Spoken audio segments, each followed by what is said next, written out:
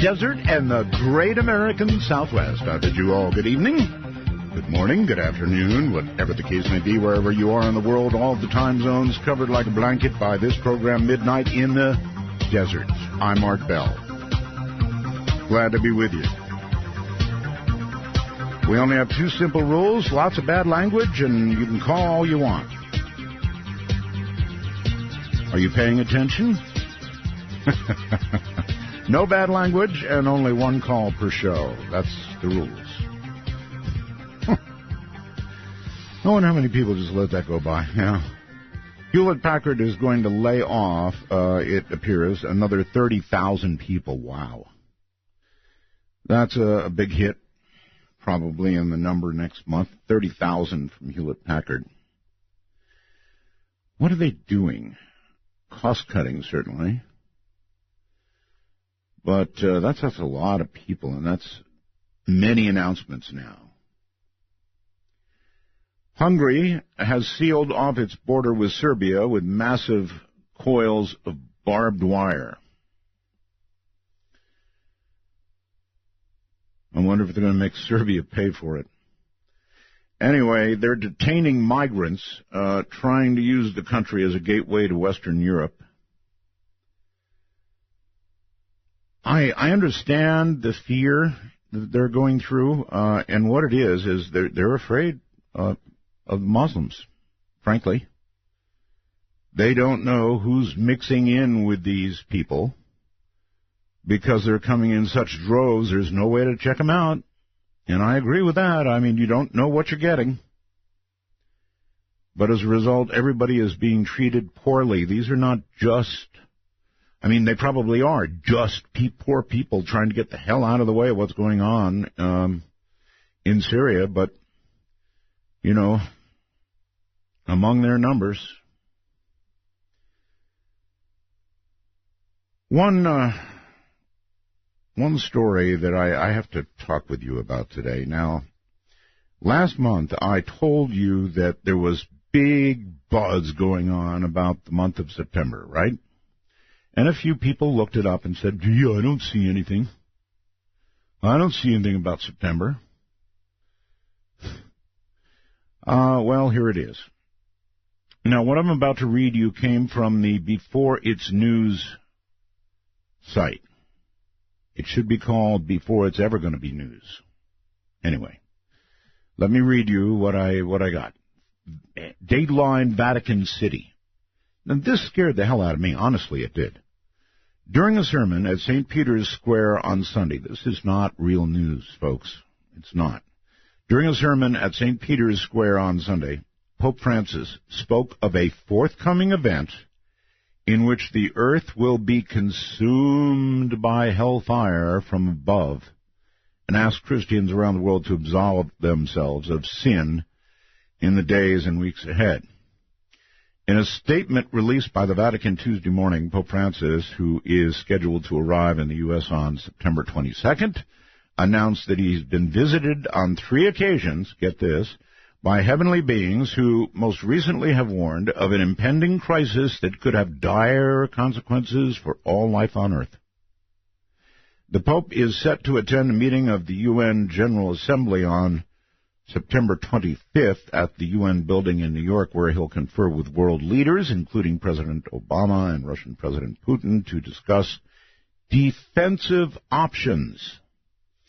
On Tuesday morning, NATO Secretary General Stoltenberg confirmed that he has made arrangements to attend the General Assembly. I spoke, he said, with the Holy See, and told the Associated Press NATO is working closely with our counterparts around the globe to explore every viable recourse available. Now, if you usually, before it's news, is pretty good. All right? It's of the sites that you look for paranormal stuff, it's one of the better ones. But why they ran this, I don't know. But I read it and read it again. It scared me, but good.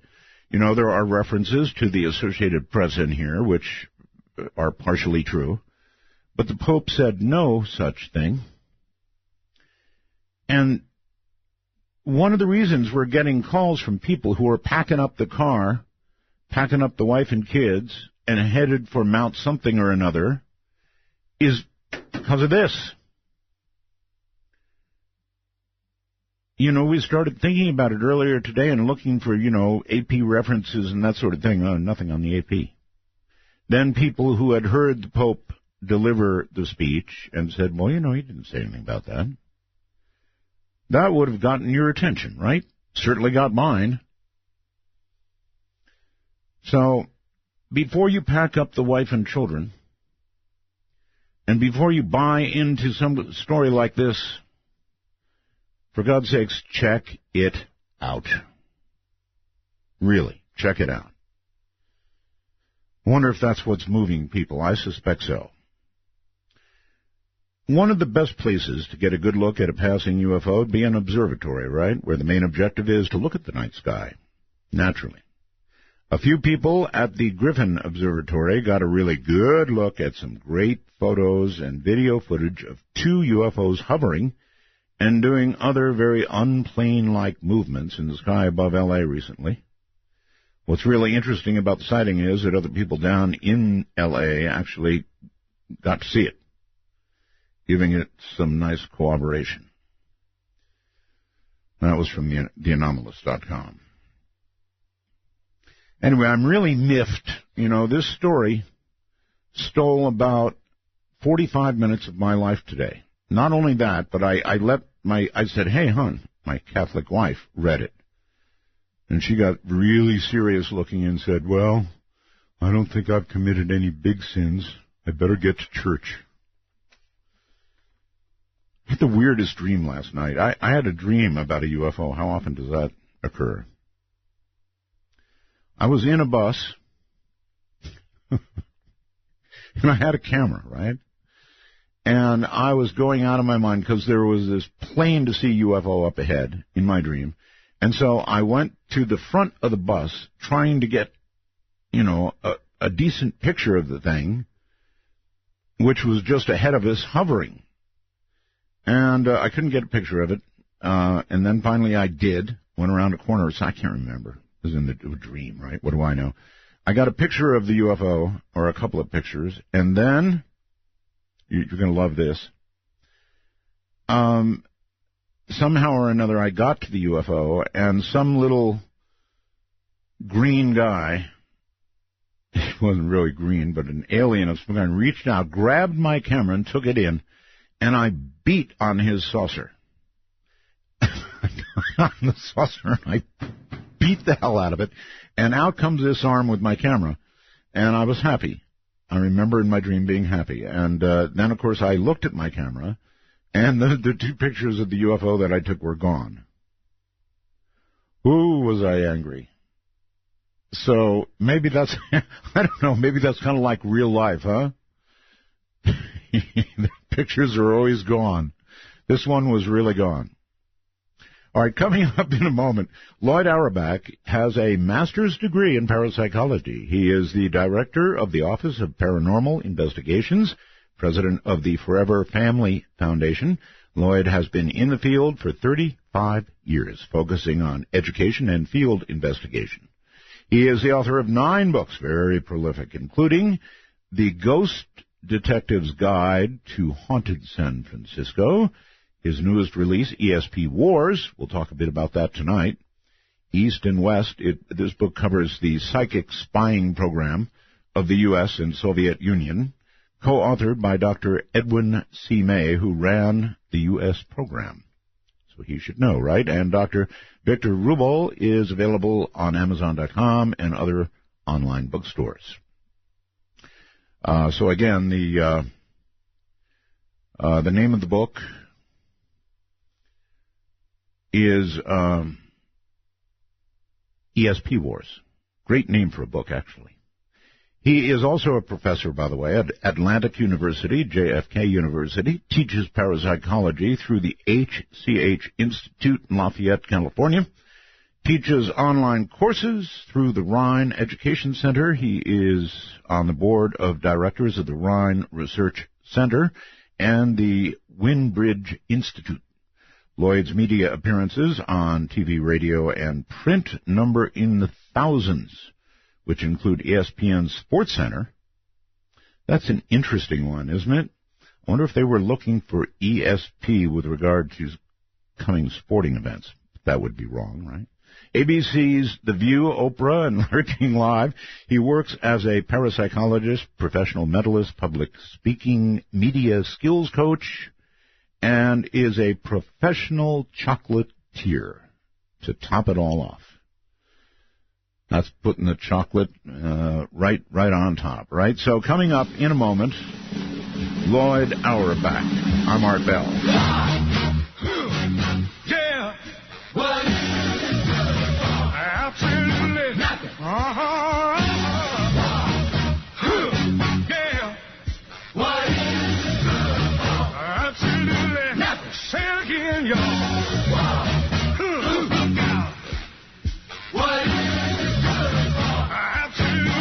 Listen to me. Oh, I despise, 'cause it means the darkness of this life.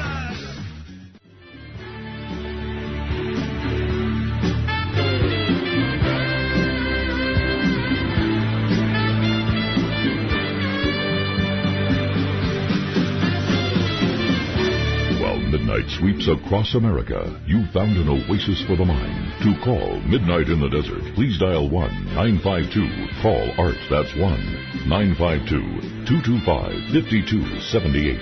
Oidor. My friend Bob Crane. Oidor. Oy vey. Oy vey.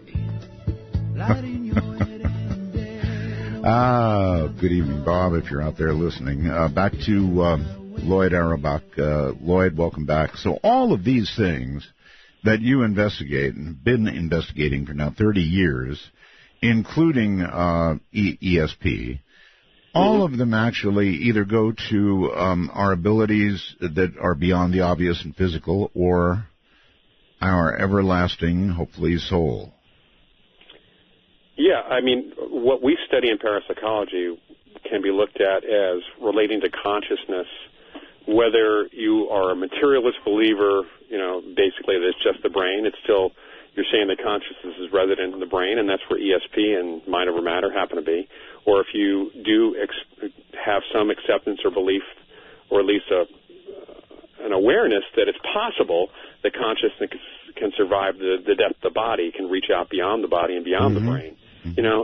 We talk about extrasensory perception. It really is a form of perception, and it's only extrasensory in that it's extra or beyond what we consider the normal senses. And even that idea of what is considered a normal sense is changing. And as we learn more about humans and other animals, and even about how we can augment our senses.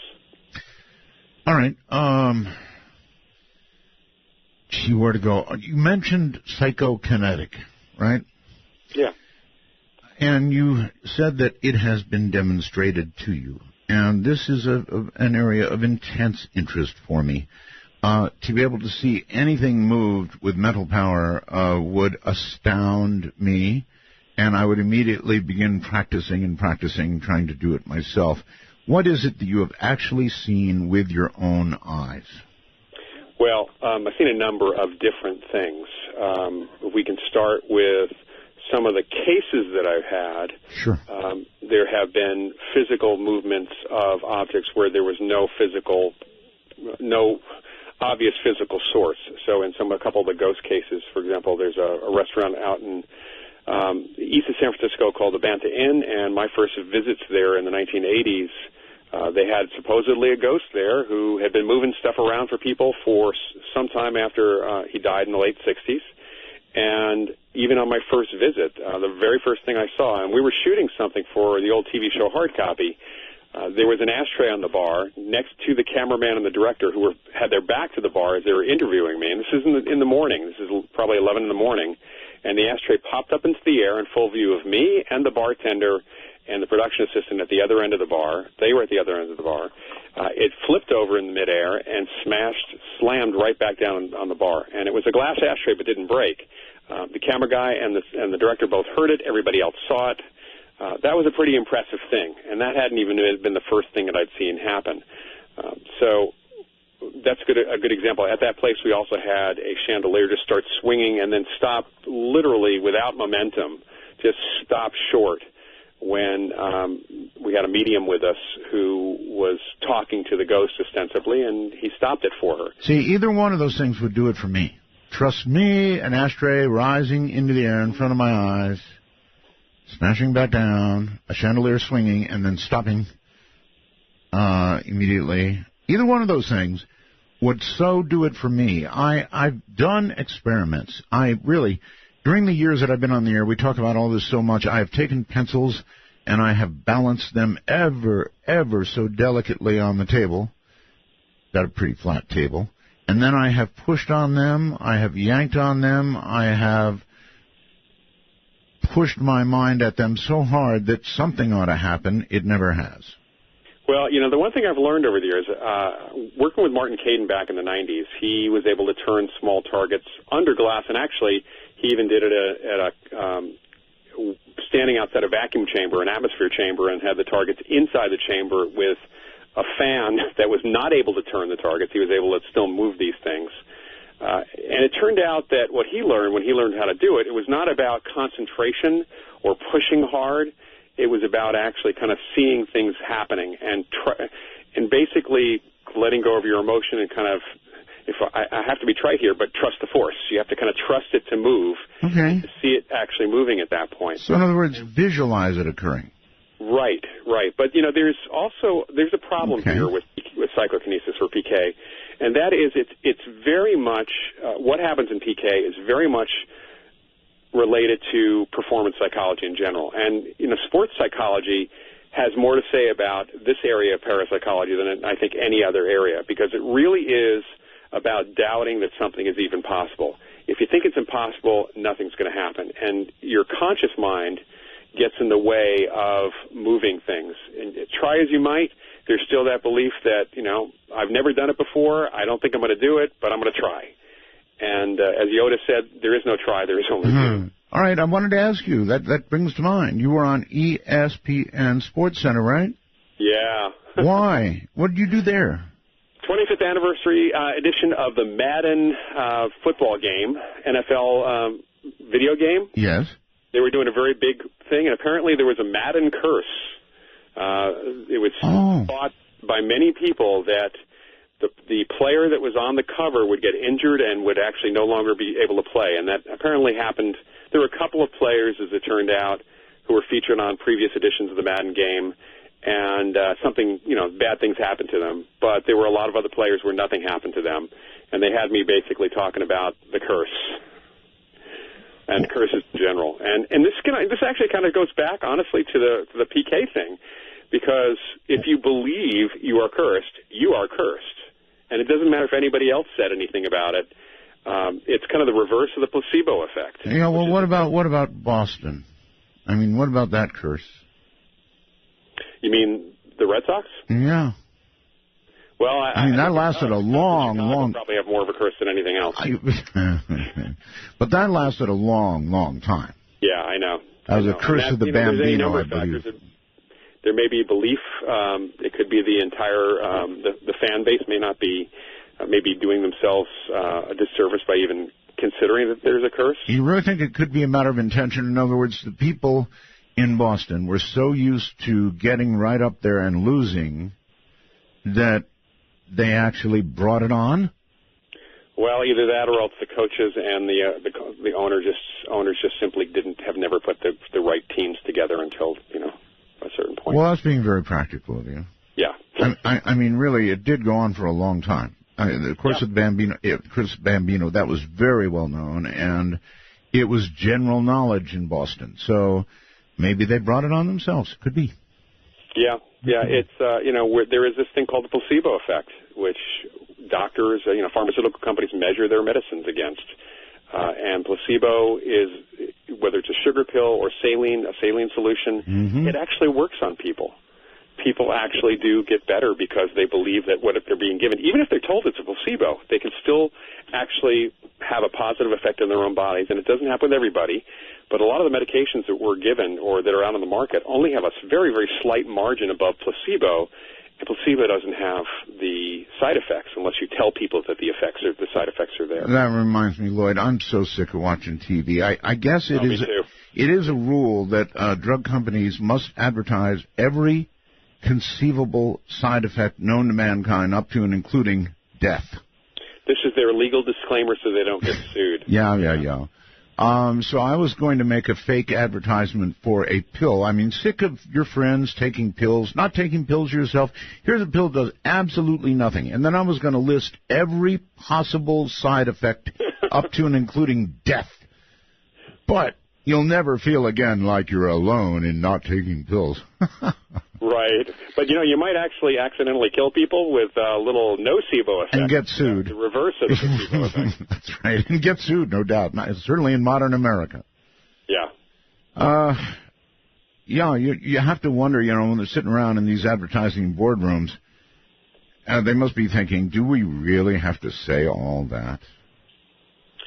Well, I'm sure that they are, and we now have to contend as investigators. We have to contend with many of the side effects because some of what people report to us turn out to be side effects of sleep, aids like Ambien, or they turn out to be some sort of interaction with various drugs. And it's one of the reasons why when we have cases, we really want cases where there's more than one witness, one person having the experience, because the odds of a whole family being on the same medication are pretty slim. I mean, it's possible, but it's almost unheard of. All right. So have you actually encountered, going back to psychokinetics? Yeah. Have you actually encountered anybody who, on demand, or very nearly on demand, can demonstrate psychokinetic power? Well, Martin Caidin was one such person. He could do it, I'd say, probably about 80% of the time. Really? Although he did have kind of if we set up more than a couple of targets, which we did in some circumstances in sealed rooms or he was outside the room. I think he had kind of a scattershot effect where he wasn't necessarily, we told him to focus on one target. It was usually the targets around it that moved, but that's still good enough as far as, this is one of those, near miss is pretty good. I don't know who Martin Caidin is. Who is he?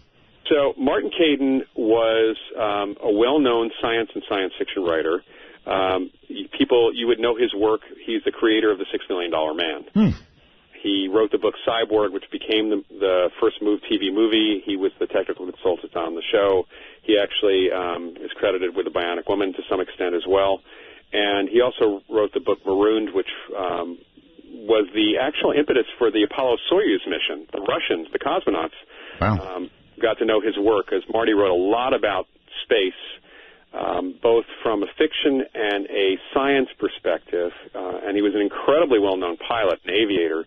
So he actually was contacted and helped facilitate the Apollo-Soyuz mission to some extent.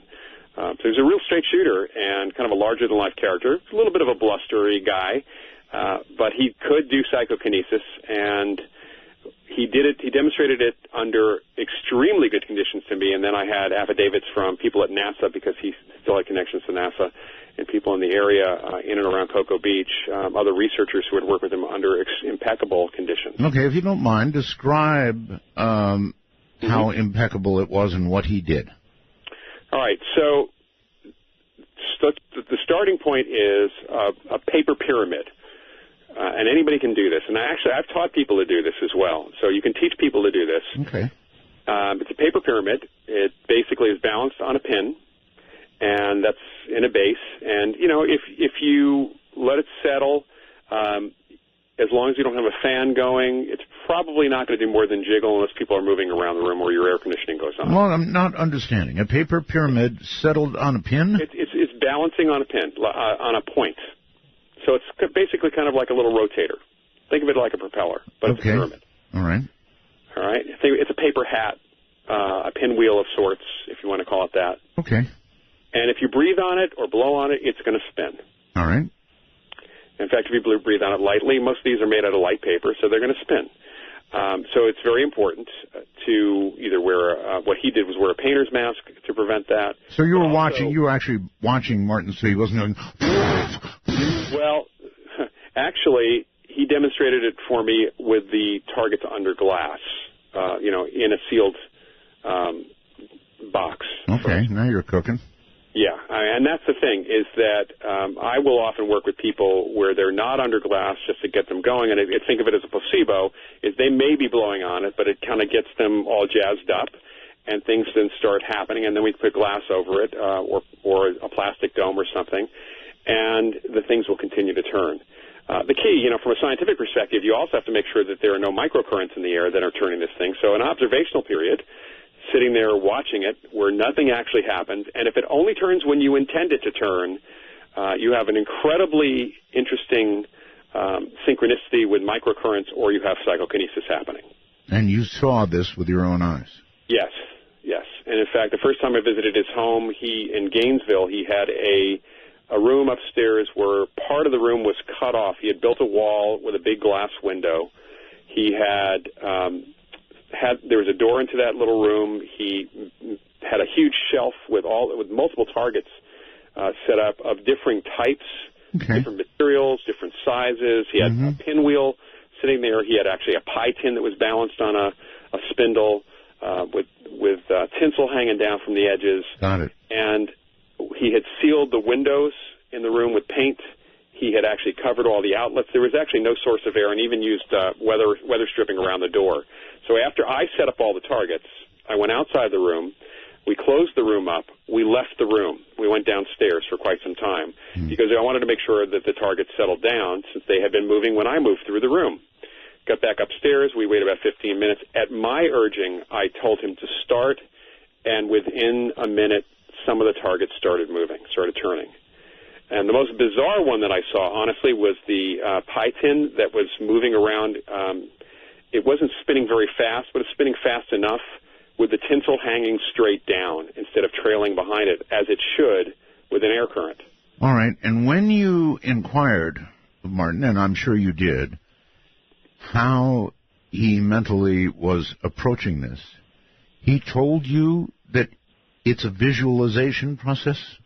Yes. In fact, he kept a journal of how he learned to do it a few years before when he was challenged by another science fiction writer, Harry Stein, to do this. And he spent 3 weeks doing what we would normally think of doing, which is, yelling at the thing, pushing with their minds, concentrating. Oh, yeah. I've been going about it all the wrong way, sitting there going... Yeah, that's right. Yeah. It's exactly the opposite. It's think of it as a blank stare. You become a Vulcan. You become Mr. Spock, and it basically turns because of your intention, not because of any strong emotion you've got. Wow. Yeah, in fact, it's kind of like what people did and I've done these myself more recently, the spoon bending parties that Jack Houck did and other folks did back in the early 80s, where you'd actually get a bunch of people kind of, it's more chaotic, of course. You have them yelling at their spoons to bend, and you'd see people after a little visualization induction that he did, and I do this now with groups, you'd see these people get blank stares. Their faces would go blank. They go into a light-altered state. And sometimes, a lot of times they're using their strength to actually bend these things, kind of like a shock movement. But you end up with people twisting and tying very cheap spoons and other metal rods and other things into odd shapes that would normally snap. And I know this because we test those things first. Sure. But look at watching people do this. It's really interesting because their faces go blank. And it's almost as if they're watching their hands do things on their own. There's an altered state involved, and that light altered state, it's kind of like being in the zone, what athletes talk about as being in the zone. Oh, I know all about being in the zone. It's not just athletes that get in a zone. Right, that's correct. Anybody, even people, the job I do here, I know, Loyd, when I'm in the zone. It's a feeling that is hard to describe, but it's like you can do no wrong. Right. And everything you do is going to go boom, boom, boom, boom, boom, just exactly the way it's supposed to go. That's the zone, whether it's athletics or it's artistic. Yes, whatever it is, it's a definite place, this zone. Yeah, and it's non-judgmental. Right. It is. It's just. It just is. That's correct. It just is. That's just the way PK seems to work. I really have been going about it all the wrong way, and it's time for me to give it another shot. And that's probably what this program is going to get me to do. All these years and all that pushing for nothing. So I understand the concept of the zone, and you're saying you've got to kind of get there in terms of the kind of visualization you're doing, but when you get that feeling, that zone feeling, then you're close to being able to do it. Right. Okay, so have you ever seen, I mean, those are all micro demonstrations in terms of the... Well, they're not big things, that's correct. They're not big things, although it doesn't matter. If it's real, it's real. Right. Now, have there been demonstrations in the U.S. or Russia of things larger, heavier, bigger? Well, you know, the interesting thing is that we do set limits on what we even believe we can possibly witness. There was a researcher named Kenneth Batcheldor who many, many decades back in the 60s, he came up with two things that really prevent us from doing big things. All right, hold that thought. We have a break. I have to do it. I have these breaks. We'll be back.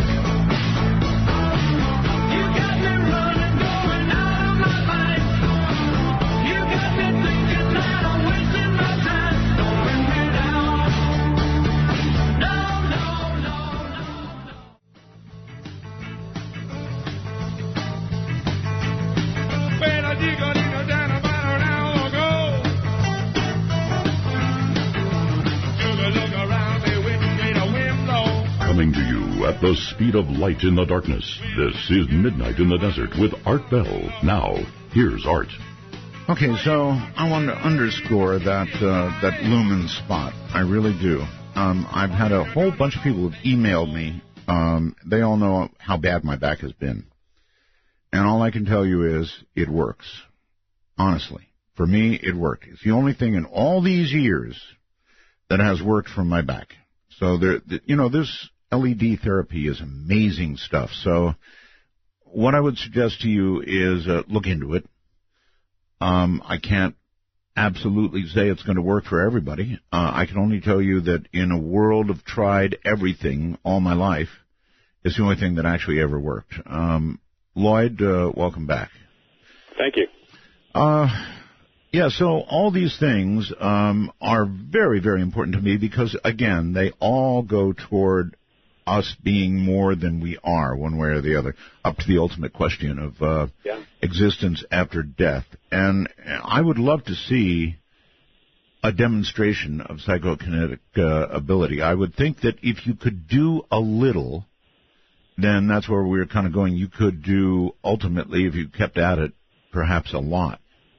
Unless you had your own belief system that prevented you from thinking, it's kind of like, again, with The Empire Strikes Back, with Luke Skywalker not being able to raise the big object because he felt it was impossible to do that. And this is where the psychology of this performing PK or doing this stuff really gets in the way.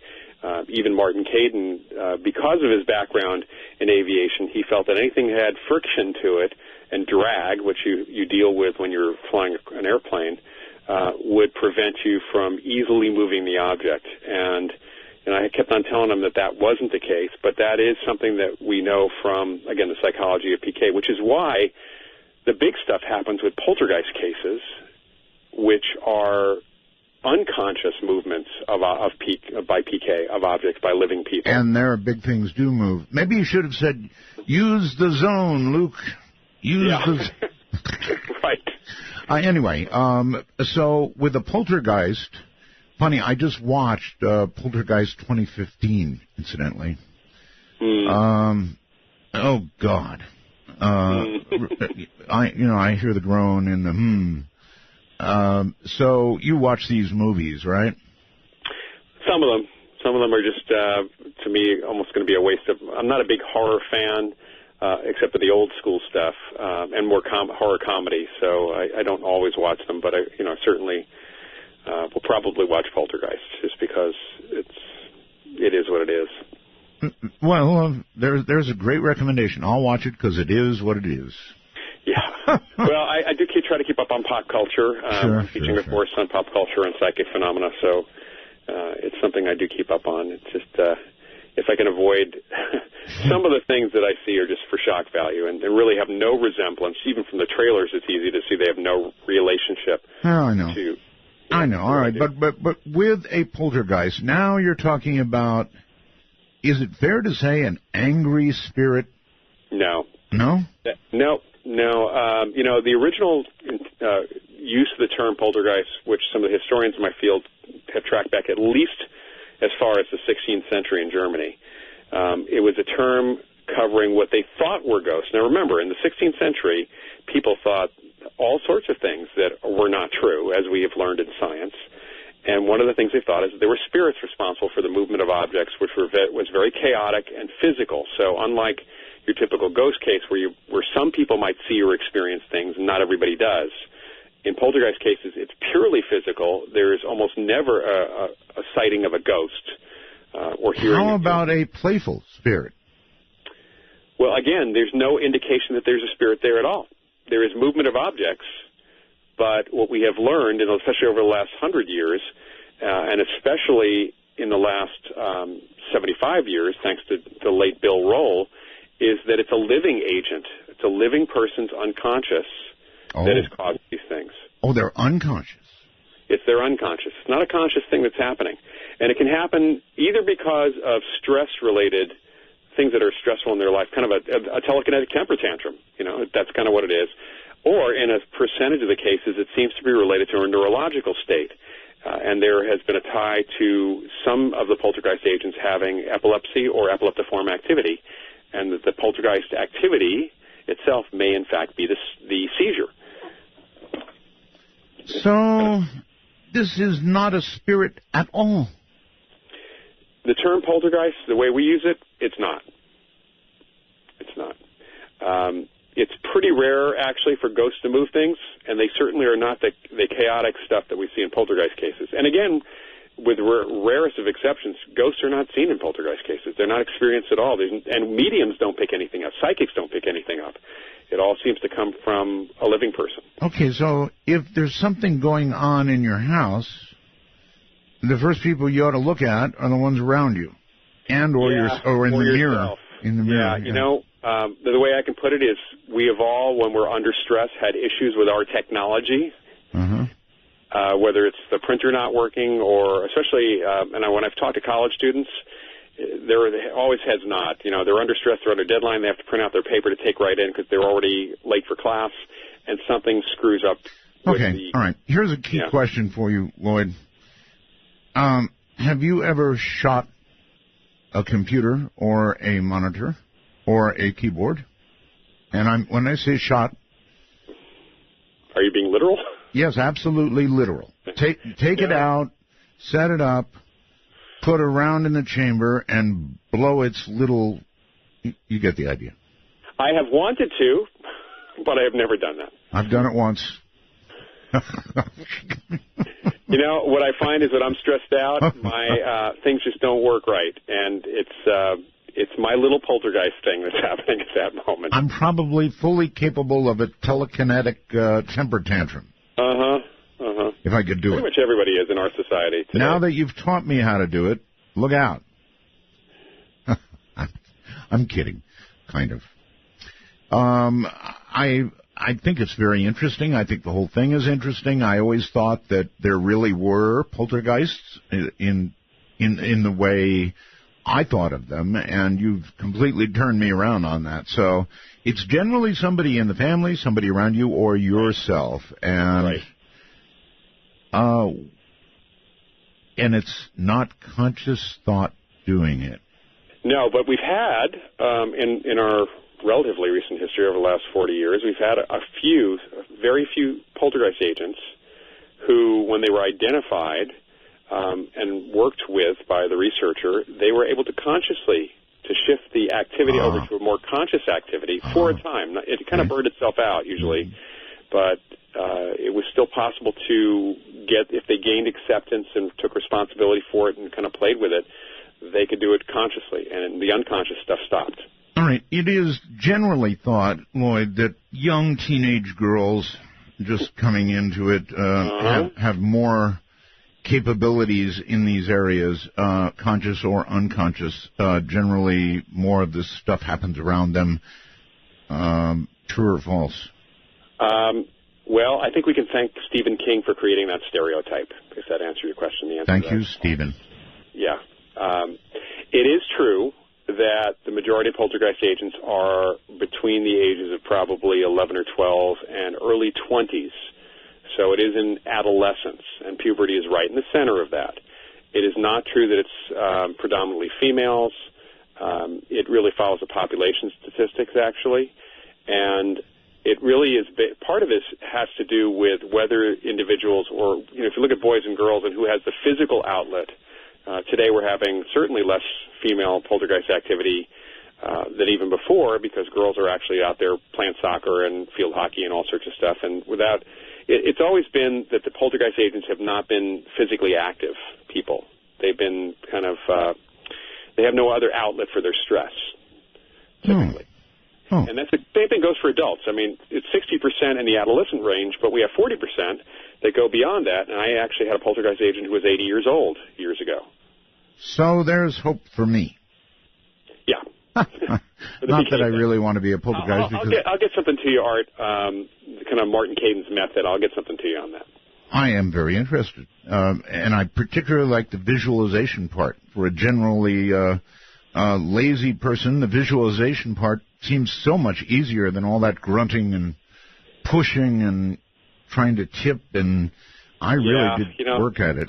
So much of that is Hollywood, unfortunately. It's that throbbing vein in the head, which makes it look like your head's about to explode, like in the movie Scanners or something. Oh, yes. Yeah, it's not the way when people really do PK. You see the same when you see psychic healers, and healing is energy healing is a form of PK. There's a more serene, less concentrated look on their faces.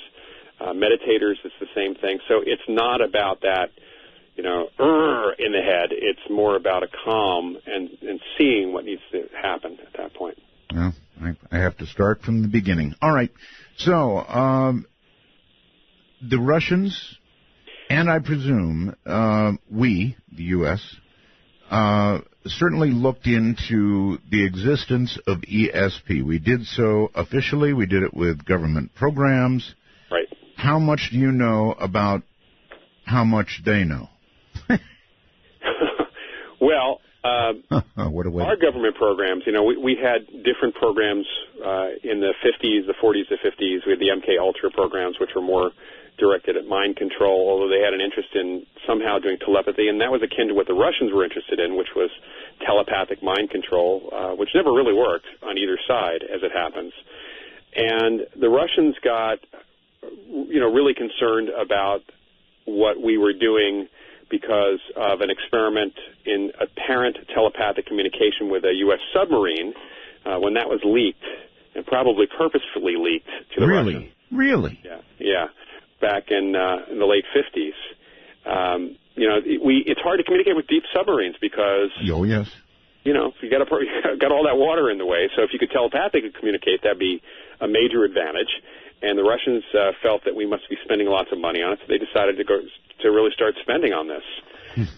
And they were encouraged, the scientists were encouraged in many different directions to create some sort of mind control. A man named L.L. Vasiliev did quite a bit of work in writing, which we have access to here in the States, and his books are still in print, of telepathic hypnosis, which did require the person being hypnotized first, given a post-hypnotic suggestion, and you could trigger it telepathically, apparently, but you couldn't do mind control without first hypnotizing them. So that's kind of...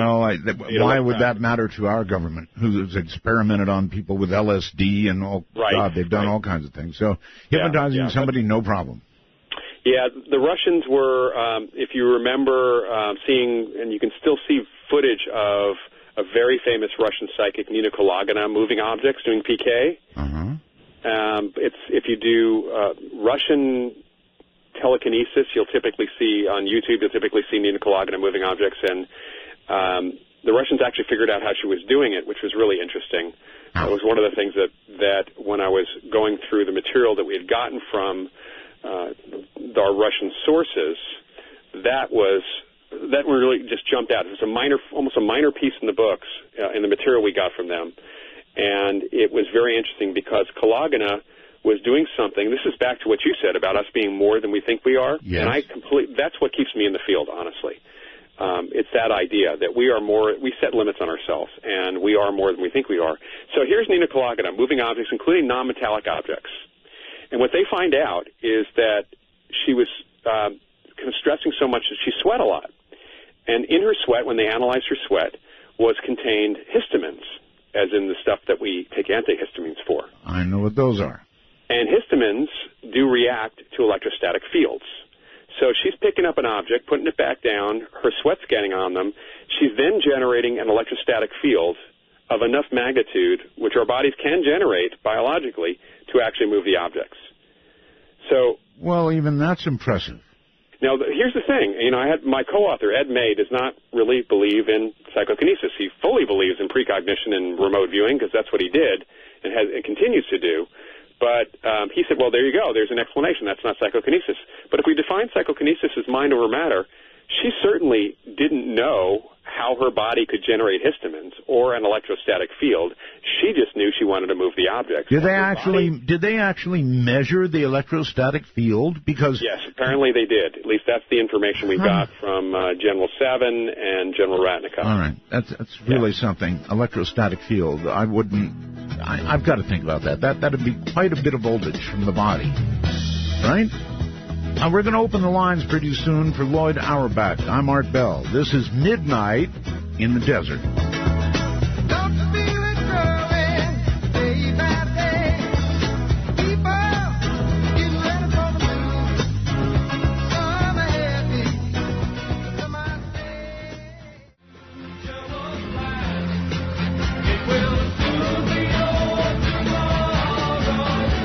Don't ask too much, I only want trust, and you know it don't come easy. Want to take a ride? From the high desert and the great American Southwest, this is Midnight in the Desert, exclusively on the Dark Matter Digital Network. To call the show, dial 1-952-CALL-ART. That's 1-952-225-5278. The zone is such an interesting topic. It's actually something I know a little bit about. The zone is like a very special place. Call it what you will. It's like the Force. But I've been there so many times, and I know when I'm there. By the way, I'm close. Pretty close right now, actually. Loyd Auerbach is here, and he's a really, really interesting guy. Anything at all in, the genre, he apparently is prepared to talk about. And I've got somebody, I get messages as I do the show. And Monrovia sends me I have to be so careful how I say this, sends me a wormhole message about shadow people. And what does Loyd believe about shadow people? What is the nature of this phenomenon? Do you know anything about shadow people at all?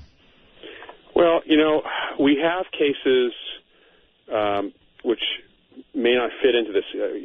Certain authors have kind of defined that there are multiple types of shadow people. The ones that we deal with, the shadows that we deal with in parapsychology tend to be, you might say, not well-received signals from a ghost or from the background residual memory that's in the place. Sometimes people pick up kind of a fuzzy image and it gets seen as a shadow. The cases we have where people see dark shadows, they tend to eventually resolve themselves into looking more human, or can be identified by other people. One person may see a shadow, the other person may see an actual fully formed apparition, another person may just hear something. So it seems to be about we're the receivers, we're the TV sets, and the signal is there, and it's right. It's just there's something wrong with how we receive or process the image. Okay. All right, Loyd, because I haven't listened every night, you can't know this. Several years ago, many years ago, on the other show, I talked about this because people called in about it. And I found it interesting, and then I suddenly found it fascinating because people were sending photographs and talking all about it, and I had never heard of shadow people. Mm-hmm. And so many years went by, and before I started doing this program, I don't know, a couple weeks before at least, maybe 3 weeks before, I was sitting at my computer. I was starting to do prep and reading for the show, and spending a lot of time on the computer very late at night. And I saw one, Loyd. Here's what happened. I had been hours and hours on the computer, and I saw something to my right. And I looked over, and there was like a human form there. Mm-hmm. Not arms outstretched or anything, arms down, I guess, but a human form of some kind. And then I sort of went into shock for a second. I turned around, it was gone. I looked back behind me, it was there. And at this point, I'm really, really freaking out. And I swung back toward the computer, and then it was on my left. And, oh, my God, I told the audience about this. I went around the house, checking windows, doors. I actually got a gun. It really scared me, Loyd. Whatever it was, it scared me. And here's my theory, for what it's worth, which ain't much. And that is that staring at a computer for hours and hours and hours begins to adjust your brain to the refresh rate of the computer, whatever, that happens to be. And then you might start to see things that you don't normally see. And that's an out-the-window theory, but I had talked to other people who had seen things after staring at a computer screen monitor for a long time, and that's the only thing I can come up with, but it sure scared me. And it scared you because it was an intruder, or it scared you because it was a dark shadow? Yes, to both. To both, okay. I mean, I don't know what it was. It scared me because I didn't know what it was. Well, yeah. Yeah, I mean, what gets reported to us normally, which we look into when we can look into it, in a situation like your case, there's not much we can do. No, of course not. To take that, right? It's like a UFO sighting, Right, yeah. With repeated sightings of things, we can actually kind of go in and see if there's any, even with psychics or with sensitives, and see whether or not there's anything that they're picking up.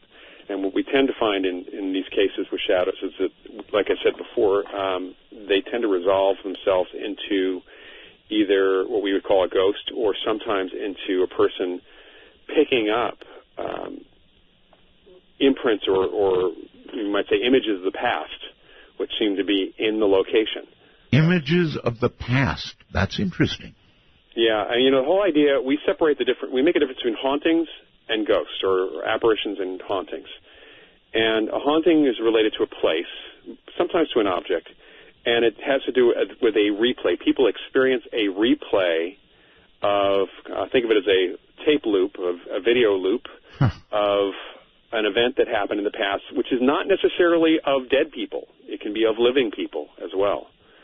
And it can be also very historical, like the battlefield at Gettysburg, where you have a running loop for some people picking up. Many people pick up the battle itself, but it's not about ghosts. There aren't actual conscious beings there. It is a recording that people are tapping into.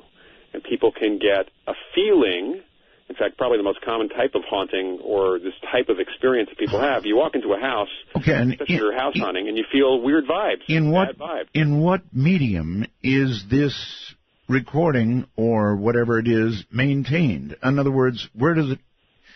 Well, we're trying to figure that out. This is something that it would be great to have some funding in parapsychology to be able to look more further into this from a physics perspective. It seems to be partly geophysical. We do find a connection to the local geomagnetic field of the Earth, which may or may not be holding the information, or may just be triggering us being psychic and picking that information up. This is why when you see ghost hunters running around on TV using electromagnetic field detectors, Yes. the reason they started doing that is because we were doing that in the early 80s and even before that, and finding a correlation between the residual or imprint hauntings, the spots that people said, that's where I see the thing happening, and higher than background magnetic fields that didn't seem to have any... Using what, magnetometers? Yeah, we use various types of magnetometers, yeah. And you're looking for very, very small variations, I would assume. Sometimes. Well, that's the thing, is we hope that there's more than just a small variation. But even finding any variation in a consistent manner, if the corner of one room in a house is where people are feeling they have a bad feeling there, or Right. they are seeing visually in their minds, Right. or even what they think is their eyes, they're visually seeing something, somebody killing someone, which has happened in a few cases. Ooh. You know, that kind of thing, which is historically accurate, by the way, is recorded into the environment somehow, and we have a couple of possible ideas about how this may be happening, and even a couple potential experiments which we're trying to get some funding for. But Really? it's there's some ideas that are floating around right now. But the reason we're using magnetometers was to originally see if this correlation held up, and whether or not there's anything in the environment that may actually connect to the psychic experience. People have suggested that windows or glass could well have memory of a sort. Yeah. Well, liquid is often thought of having memory. We store information in an electromagnetic field. Magnetic memory is what videotape is, what audio tape is. It's kind of what flash drives are. And thank God that beds don't remember. All right. Loyd, hold tight. When we come back, we're going to begin to open lines with lots of questions for you, because they're really lit up. I'm Art Bell.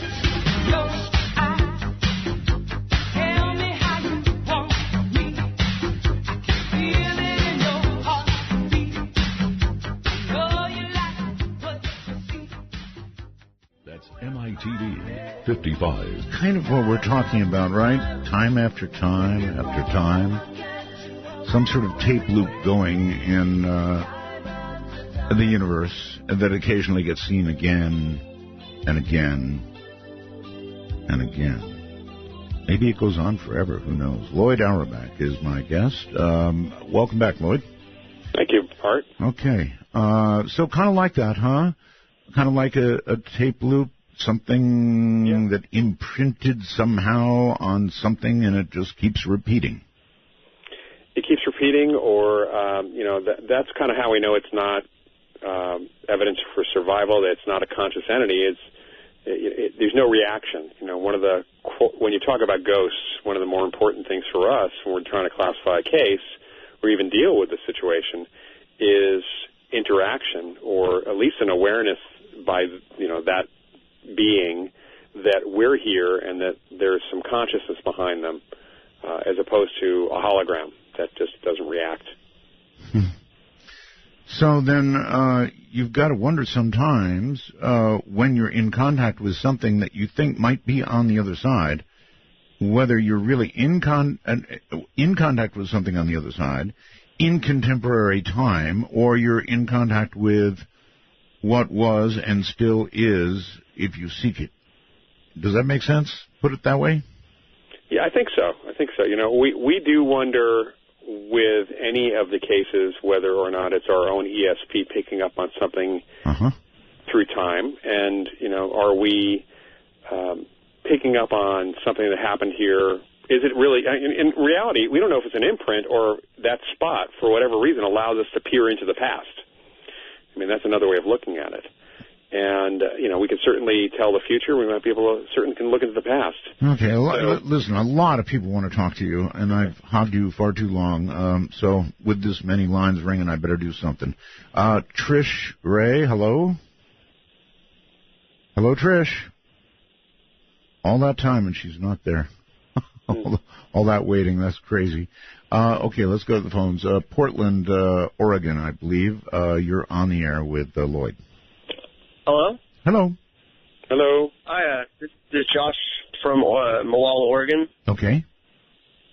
And Fun thing is, I was listening, your radio show's on, and you said something about the end of the world, how people have been raving about that. Well, I like read an September thing, like the September, like what's going to happen in September. Yeah. I ended up having a dream this morning. Was about like an apocalyptic like storm, like tornado. Like I don't dream that often. Right. And I want to know also. I mean, because I've personally had dreams that actually happen later in the future, but I mean, apocalyptic. That's kind of got my attention, kind of thing. Well, you may be a victim what's your outlook on that September, like people raving about that, like Planet X thing? Loyd, you know what? I'll let you handle that one. Okay. Well, we at least today we do associate, and there was last week some concern about some terrorist attacks on the anniversary of September 11th. So September does have an association with certainly the end of the world, and our world changed on September 11, 2001. We did have an end of the world. We had an ending to kind of the way that we viewed the world. Well, it ended for some people, and our model of the world certainly changed, but not really the end. It wasn't an apocalyptic thing, and personally, I don't subscribe to the apocalyptic ending idea. And even when you're talking about dreams, the caller said that he doesn't dream. That he remembered this dream is important, certainly to him, and there's something perhaps in that, but he does dream. We all dream. Unless you have a really bizarre sleep pattern, we may not remember our dreams, but we all dream. And there may have been something very negative in that, and it may be because it was spurred on by all this talk of something bad happening could have created that dream, or he may actually have had a dream of something negative about to happen in his world, not necessarily to the whole world. Well, there's a little bit of me that does worry when people are having these mass thoughts that the end is coming. And I know it happens, every few years it comes along again and again and again, and the world never ends. However, one of these days, they could be right. Someone could push the button. Push the button. There's a million ways we could go. Little things, biological warfares, that sort of thing that could take us all out. There's just lots of ways, an asteroid could come. Right. I personally choose to live and, to not live in the idea that there is the sword of Damocles is floating over our heads. So I think it's overexposure to the Internet. Yeah. Personally. That's just me. And just, just news media in general has been this way. People don't care for good news. It doesn't get good ratings. People get, disasters make good ratings, and can even, preparing for disasters like the Y2K issue. Oh, yes. Can really generate a lot of income for people, too. Well, actually, the Y2K thing was real. I mean, there were a lot of computers that would have been in trouble if we hadn't warned. Anyway, we did a lot of stuff there that was potentially real. It may or may not. We don't even actually know what would have happened if we hadn't done anything, except that stuff would have happened. We just don't know what would have happened. That's right. I hear something in the background. Is that a kitty cat or is that a child? Yeah, you did hear a cat in the background, yeah. I thought it might have been a cat. All right, Scott on Skype. You're on the air with Loyd. Hi. Hi, Art. Hi, Loyd. Hi. I've wondered about this for decades, 30 years at least. I am pretty good at psychometry, holding something, an object, and getting impressions from it about the person or the object or the history. Yeah. Am I getting the information from the person or from the object, or is it both? Because the first few times it freaked me out, but like you were talking earlier, there's no strain or grunting or anything with it. It's just a matter of holding it, relaxing it, and going with whatever impressions I pick up. Well, psychometry is actually fairly easy. It's of all the psychic abilities, it's one of the easier ones, I should say, for people to at least tap into a little bit. And when I was talking about hauntings a few minutes ago, if you think about a house, a house is just a big object. So when people are having these experiences, they're kind of doing psychometry on the house or parts of the house. What you're picking up on, we're not sure, and this is where we get these models of what's going on with hauntings, too. We're not sure if the information is imprinted in the object that you're holding, or if the object is some kind of focal point. It's a focus. It's kind of like the coordinates in a remote viewing experiment that lets you zero in on the target, which is the person or the history of that object. So it's still kind of up in the air for either one of those things, but people do amazing things with psychometry. That's how some police psychics actually work, too. And archaeological psychics have worked with psychometry quite a bit. Well, a jet is flying over, sorry. I found it to be very impressive and very detailed. I mean, I did once a reading once for someone who said the hair on the back of her neck stood up because I was describing events about places and people I'd never met or never been to. Sir, next time you call, make sure you turn down your jet. Okay, I promise I will. Well, they're flying a different pattern because of the rain tonight in San Diego. Okay. Anyway, it's very interesting. He's right. If you hold an object, you can get a kind of I don't know what the right word is, a story, a sense, a feeling. What is it, Loyd? What do you call it? Yeah, it's, you're free associate. You open your mind. You just start talking about this is literally what remote viewing is also. You're kind of using a focus. In this case, it could be the information that's imprinted. When you're telling stories, doing psychometric reading, you're telling stories about the person's past. The question would then be, was this object actually in the location at the time of those stories, which would indicate that possibly the object did absorb the information, or if the object just simply belonged to the person, but that person didn't have it at those locations, then you really are using it as a focal point. Well, this one particular one that was really impressive, the item my wife had at the time had belonged to her mother, and it was about events happening to her mother's siblings when they were children, and it just blew us both away. It was really incredible. But thanks for the information. I'm going to do more research. All right. Thank you very much for the call. Fascinating stuff, no question. Let's go outside the country to Charles, who is calling, I think, from Bangkok, Thailand. Yes, exactly. How copy? 5 by 5. Excellent.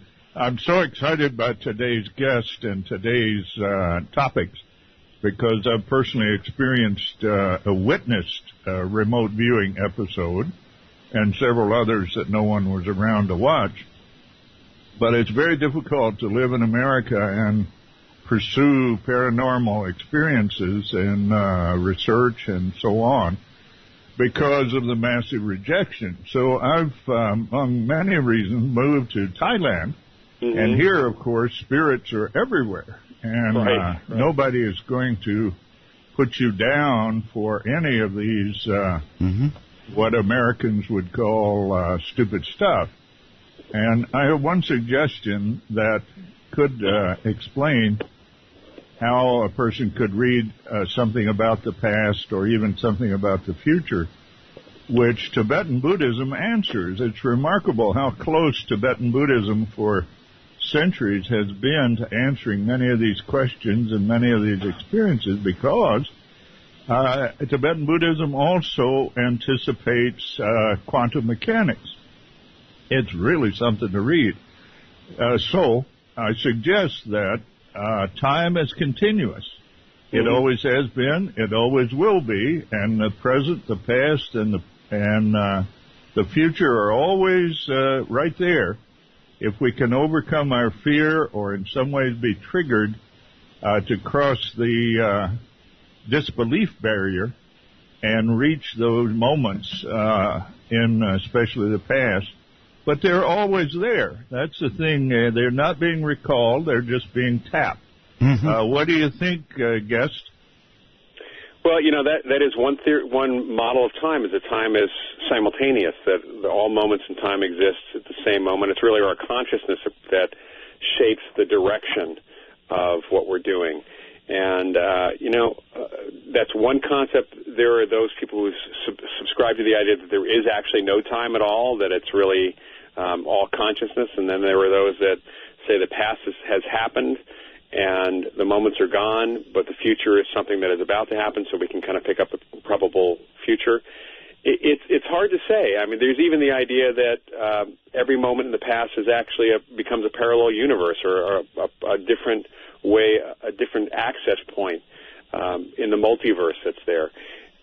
And I'm not actually sure myself which is which. I do see what happens with these hauntings, where people seem to pick up on what looks to be a very programmed recording, and yet there are also stories of what are called time slips.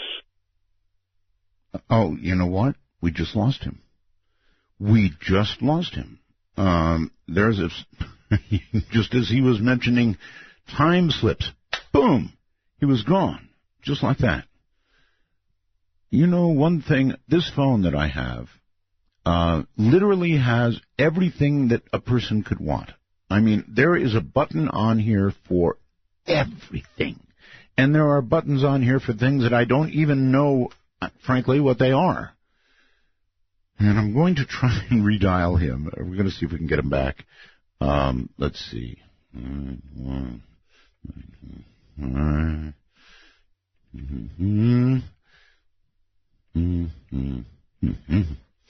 I have no idea if this is going to work. It may or may not. And the answer is not. So I'll try it again. Let's see. And hopefully nobody hears this. Let's see. Can't hear that, right? I wonder what happened. Every other line is fine. And we'll see what happens. It's actually ringing. So, no, we lost him. We lost him, so we'll just pick up a couple lines till the break. We'll get him back at the break. Weird stuff. Hello there. You're on the air. Hello, Art. This is Plasmon Polariton in Richmond, Virginia, listening on WTWW shortwave. Yes, sir. 85 kilohertz. Getting a good signal tonight. Sorry we lost him right then, because I had a really good question for him. Really good? Okay, I will write it down. Well, it's a little complicated, but basically, I called you before one time when you were talking about these dark shadows. We built a box that would allow 3D visualizations, which would interact with your brainwaves. And I took this to the Richmond, Virginia Department of Ophthalmology at the Medical College. I'm already confused. Hold on a moment, please. You built a box which would allow visualization of 3D brainwaves? It would interact with your brainwaves and make you see a whole other visual field, okay? And it used something called pattern light. And I took it to the experts at the Medical College of Virginia and showed all the neuro-ophthalmologists one night, and they couldn't explain it either. But they was it, well, I know the brain, of course, responds to electrical stimuli. Is that what you were doing? It's essentially pattern light stimuli. With certain, pulse width modulated patterns impressed on light.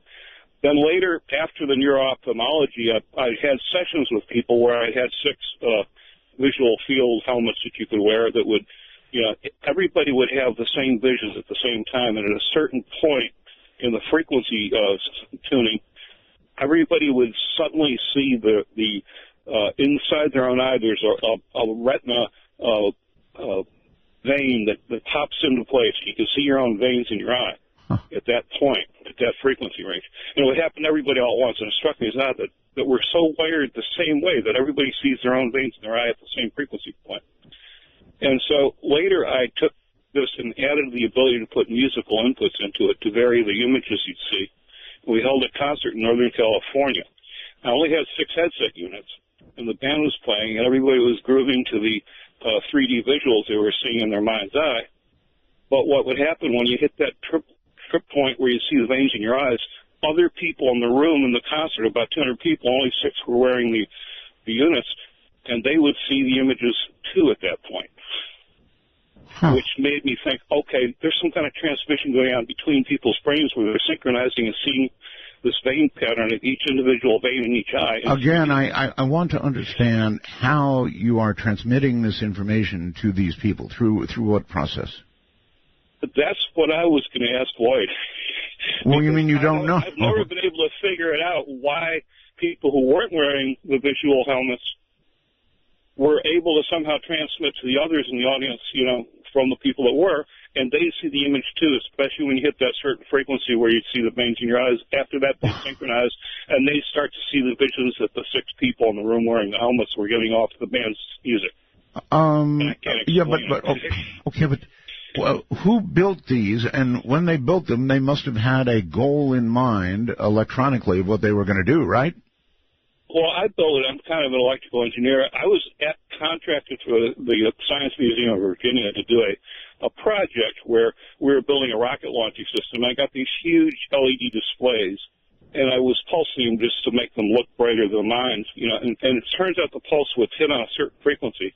And I was standing back looking at my work, watching the countdown timer for this rocket launcher, and suddenly I realized I'm seeing speckles in the image on these big readouts as if it was a laser source. But where was the coherence coming from?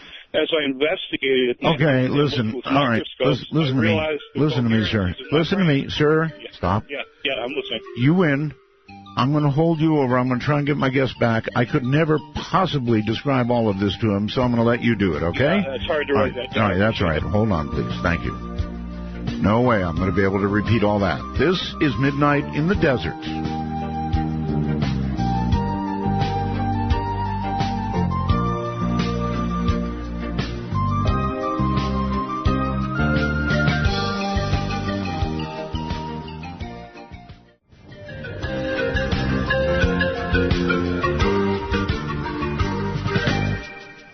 Want to take a ride? From the high desert and the great American Southwest, this is Midnight in the Desert, exclusively on the Dark Matter Digital Network. To call the show, dial 1-952-CALL-ART. That's 1-952-225-5278. All right.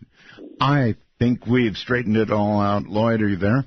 I am. Okay, so I had a caller on. I don't know if you continued to listen to the show. I'm going to have to find the caller among all these calls because I had to put everybody on hold to try and get you back. Right. So hello there. Were you the caller that was... the caller back. Yeah, yes.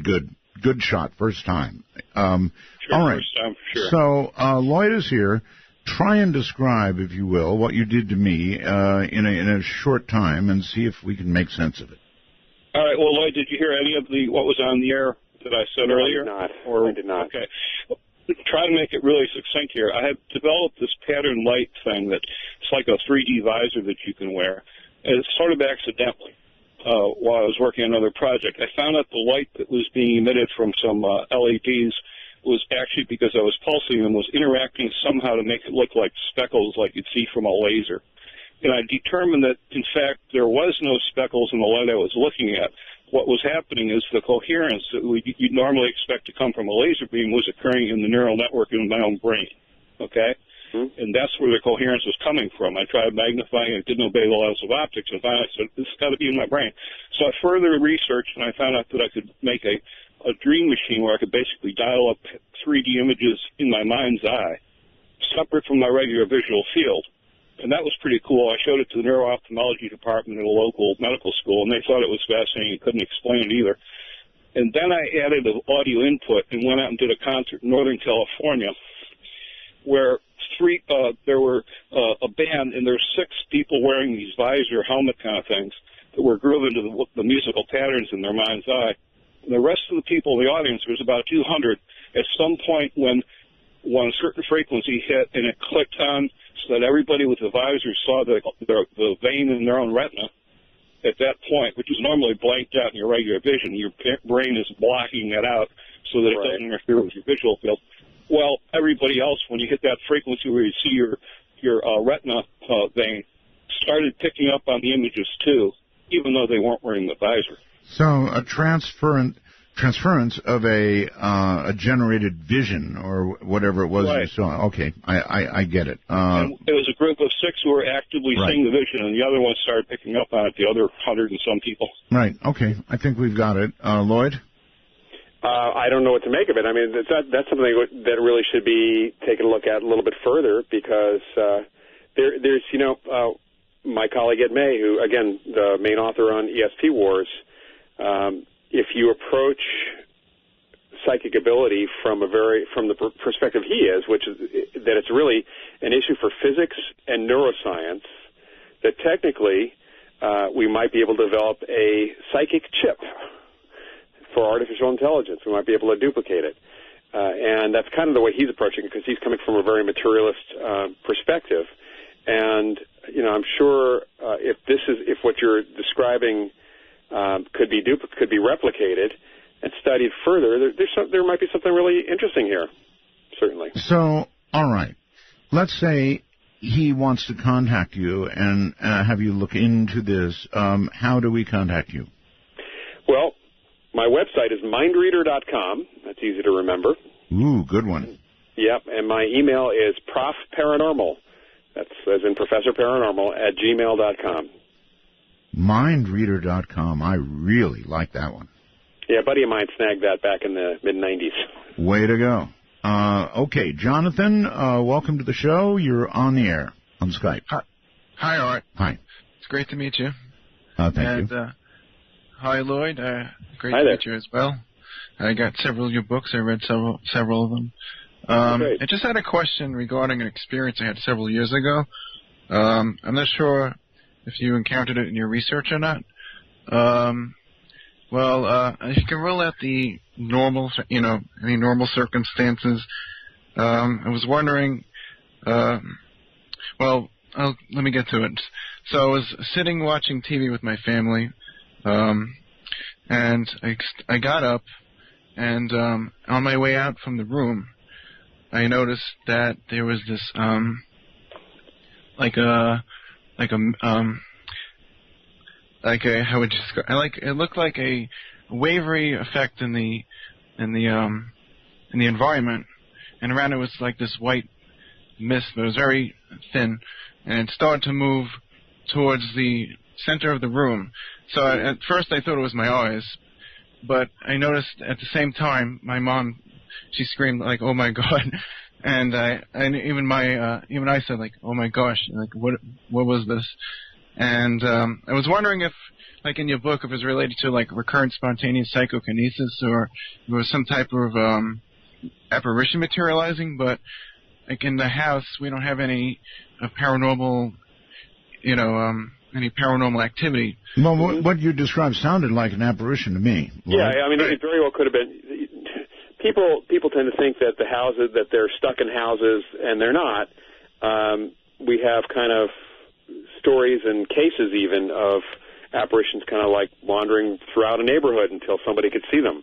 And it may just be that this person, whoever was walking around or moving around through your house at that moment, did not have a good signal. Was not putting out a good enough signal for you to see who they were. The kind of effect in the air, almost like a heat effect off the road, is that kind of what you're talking about? Right. Yeah, I'm sorry, he's not here, but yes. He's not here, but yeah, I'm assuming that's what he's talking about. That's something that people have reported with apparitions, and sometimes if they do stick around, then people do eventually learn to see them, and actually can see them kind of fully. I don't know if that's a talent I want to acquire at all. Well, I think the worst thing about ghosts that could be in your house is that it's the invasion of privacy, and you never know if somebody's watching you or not. Well, there is that. But yeah, I've never been worried about being injured, hurt, or otherwise affected by any of the cases or ghosts that I've dealt with. But there's always that wondering, who's watching me now? That's right. All right, let's go to the next call. Hi. Hi, Art. Thanks for taking my call. This is the person who was calling about simulation yesterday. I just have a couple of quick questions and one quick comment. My quick comment, first of all, is for the people speculating about the end of the world. I think it's just sufficient to say that we're probably living through it right now with global warming. And I appreciate what you talk about with what we do to the planet. Yeah, I'm going to have a serious guest on that subject, by the way. I appreciate it. It's a topic that I'm very interested in. I'm really tired of the oil company followers who are putting out this tripe when real science will tell you what's going on, and that's where we're going, real science. Me too. I think it's disgusting what they suppress. They suppress, electric vehicles. They prevent research and development in other areas. And well, it's worse really than that. They lie. They say that global warming is all a lie, that the climate change is all a lie, and that oil renews itself, and I could go on and on and on, and I won't right now, but it's coming. Anyway. Well, thank you. And my quick questions to the guest. I'm sure you remember a couple of weeks ago you had on a guest that spoke about people disappearing in the woods. And my question deals with what Loyd was talking about with, shadow people. Mm-hmm. And if he thinks there might be any correlation or whether there's any, similarities between either, these people that talk, like children who talk about seeing fuzzy men in the woods with no eyes, or whether they talk about Slender Man or some voodoo type stuff. And then my final question deals, because I am interested in simulation, whether the people in the woods, like the different ghosts who are repeating and repeating, whether this might be an instance of not quite frame drag, but sort of a glitch in the system where there's this sort of remembrance in the, I guess you could say, the DNA of the area. And a quick shout out to the Facebook group Midnight in the Desert, and thank you very much, Art. I appreciate it. Sure. That's a lot to cover. So, the shadow people thing, sir, tomorrow night we're going to have a guest specifically on shadow people. I shouldn't be giving that away, but I don't care. If you want to expand on that, Loyd, you're welcome to.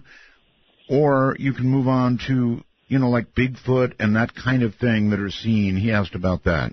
Yeah. Slender Man and voodoo, yes. Yeah. Well, what about voodoo? I mean, voodoo is a religion. It's that does use magic, or at least there's variations of it, and it's based in West African beliefs, and there's nothing inherent in voodoo that's any different than any other religion, really, other than they do use psychic ability from time to time, and that's certainly nothing inherently bad about voodoo that's there. Okay. What about these I'm not sure where that falls creatures that are seen? The Bigfoot, the you name it. There's all kinds of monsters, but Bigfoot is one of the very common ones seen in the woods again and again and again. I don't really get into cryptids too much, although I do have a background in anthropology from undergrad, and was always interested in Bigfoot and some of the other things. And my professors, the physical anthro professors that I was talked to at Northwestern about it, because back in my college days I was into a lot of different things, seem to have no problem with there being a giant ape running around. Yeah. Well, there's a paranormal aspect to it, or there could be. Yeah. There could very, very well be, and it's like, I went to school at Northwestern when J. Allen Hynek was there, and he was the chairman of our astronomy department, and I interacted with Hynek quite a bit. Yeah. And he had always told me, because he was very knowledgeable about parapsychology, and I actually know Jacques Vallée, and there's this issue of whether some of these things, whether they're, some UFOs certainly seem to be nuts and bolts hardware, but then there's some stuff that may be, as Hynek put it, psychic projections, kind of what even Jung talked about. There you go. And it may be that we may have real giant apes running around, but then we also may have psychic projections because we believe in giant apes running around, and there may be something else going on too.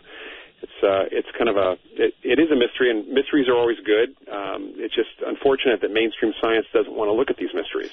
All right, I am going to answer this call, even though the person calling himself Quake Guy is sitting in a chair with a weird expression on his face and a glass of booze in his hand. It doesn't encourage me to answer the call, but I'm gonna.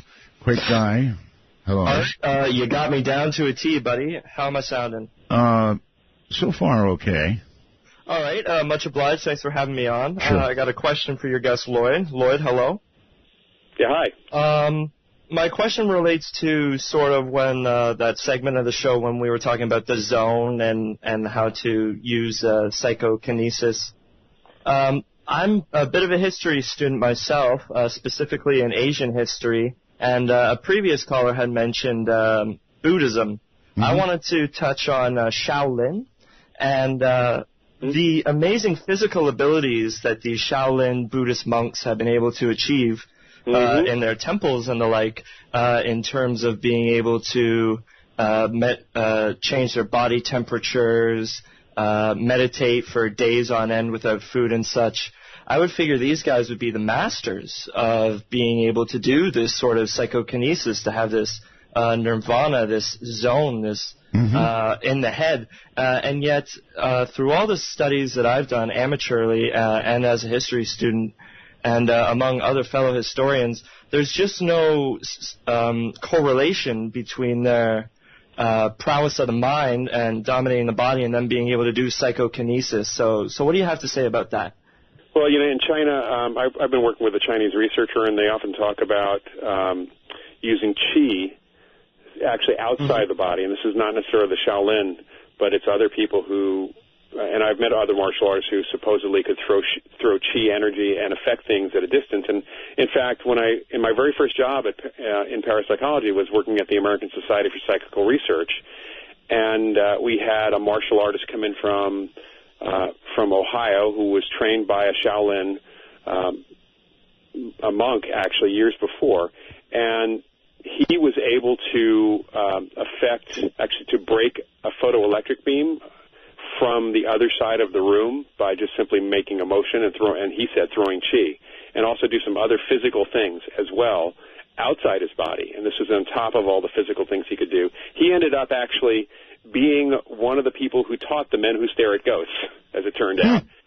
And he also taught some Delta Force guys and some other Army Rangers and other folks to do some pretty amazing things, which I've seen on video.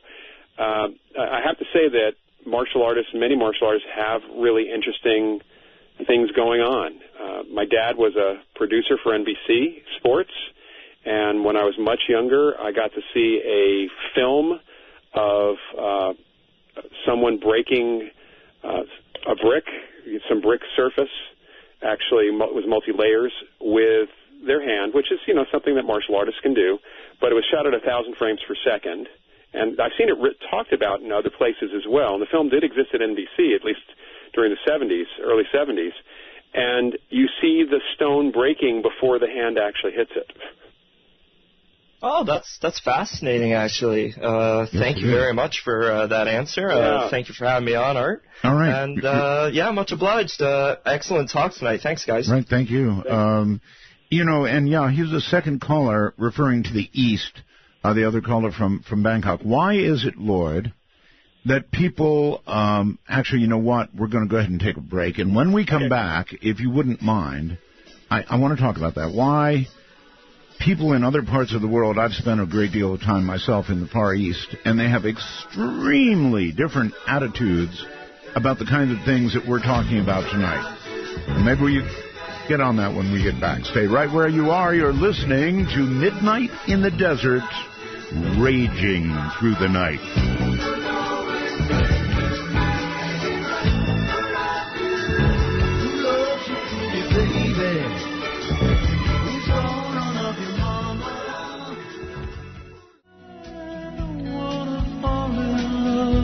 Remember, when calling Midnight in the Desert, let the phone ring until answered. These calls are unscreened for your listening pleasure. Call 1-952-CALL-ART. That's 1-952-225-5278. Indeed, we don't screen calls. Have no need to screen calls. My guest is Loyd Auerbach. And here's kind of a chilling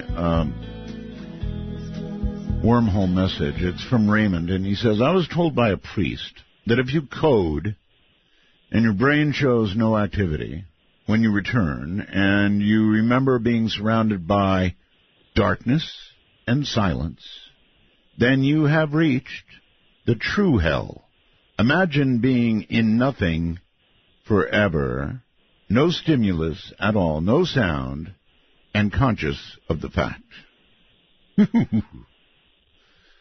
Loyd?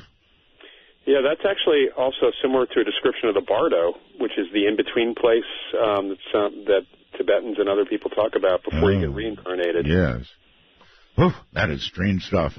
So anyway, back to other parts of the world, and it certainly is true. In the East, there's an entirely different attitude about spirits and so forth. Well, in different countries, you go to Australia and look at the beliefs of the Aborigines about psychic abilities. Sure. If you go to South America, you have a completely different view of spirits, even amongst the Catholics in Brazil. And Brazil is the most populated Catholic country where almost every other person is a medium, spirit medium as well. So, yeah, it's cultural traditions, it's religion is different. There is a difference in psychology. People always often talk about East-West psychology.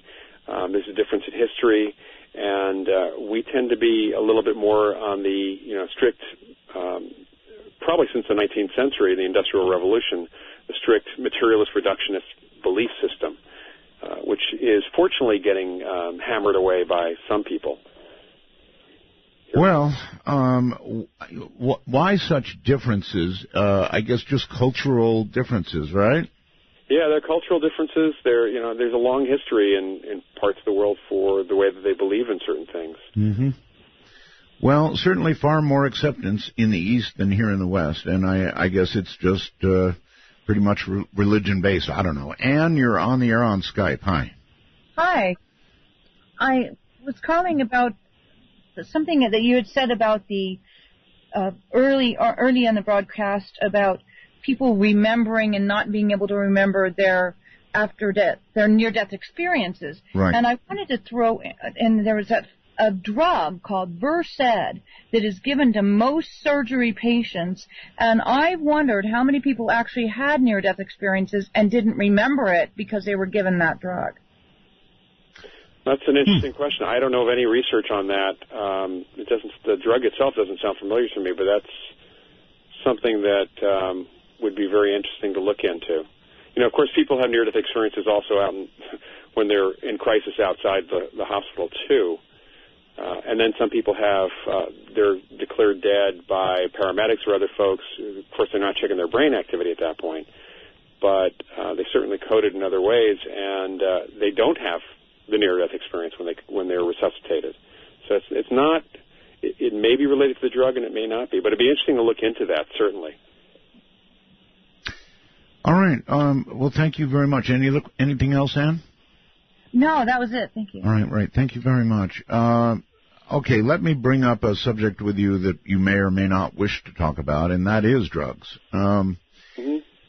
There are drugs, Loyd, that are well documented in producing, what's the right word? I hesitate to even say hallucinations, but they allow self-examination in a strange way. The DMTs, those types of things. And I wonder if, as part of your examination of the paranormal, if you have looked into any of this. The drug thing, certainly folks in my field have done that. Certainly we're doing that when it was okay to do so. Andrew Puharich, who wrote the book The Sacred Mushroom back so long ago, was doing research in telepathy using the psilocybin mushroom in very small amounts. Some of the researchers were using LSD before it was illegal, and I know there have been some other experiments done, perhaps maybe on the side with marijuana and some other things. Parapsychology is incredibly underfunded. So trying to do a drug trial or something with drugs today requires incredible oversight at any university or any laboratory these days. Sure. And there's just no money to do it. So we have to go on the second-hand or even first-hand observations, anecdotal stories that people tell us when they have these experiences. And it seems that it's not just drugs, foodstuffs. Food is a drug. Sure. And you can play with food and have people's states of consciousness affected, and we do know that changing a person's state of consciousness can make them more or less psychic, depending on the person and the state of consciousness they go into. The biggest problem with hallucinogens is being able to separate the psychic imagery from the hallucinatory imagery. Yes, I guess the big question is whether there even is truly a separation. And it may be. There may not be. There may not be. It may be that it actually does open doors I don't encourage anybody to experiment with drugs, but it may be. One of the effects that's reported with hallucinogens is synesthesia. Mm-hmm. That people will suddenly see the music in color. That's right. As it's playing. That's right. It's a switching of sensory input and perception. That's what synesthesia is. And there is now some study going on. My colleague Ed May, actually, with his colleague in India, Sonali Marwaha, and Christine Simmons-Moore at the University of West Georgia are all doing research on synesthesia, and that people with some degree of synesthesia may actually be psychic. That may be an indicator of psychic ability.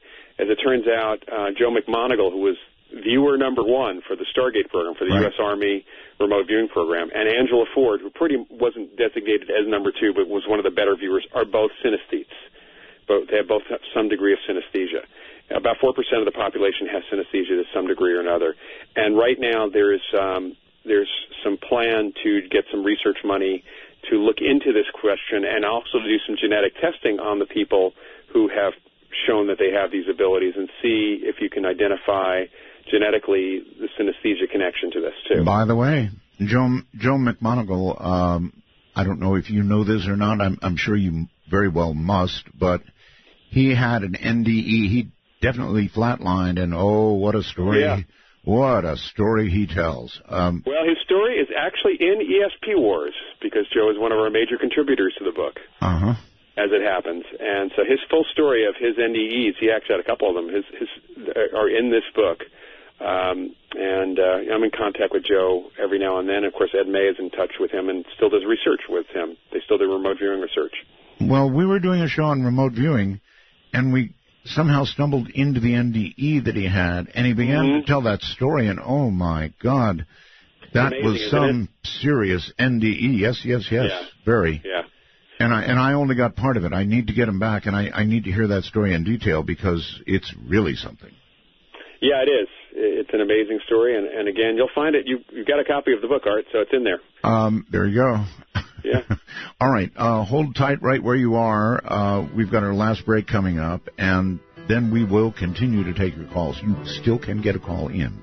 Whether it's by phone, you know that number, 952-225-5278, or, of course, Skype at MITD 51 for North America and 55 for the world.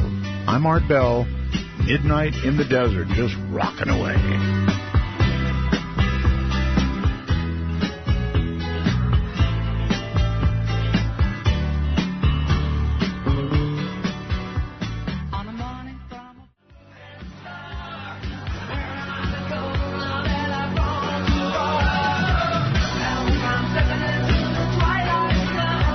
Midnight in the Desert is a wild trip across the days divisor.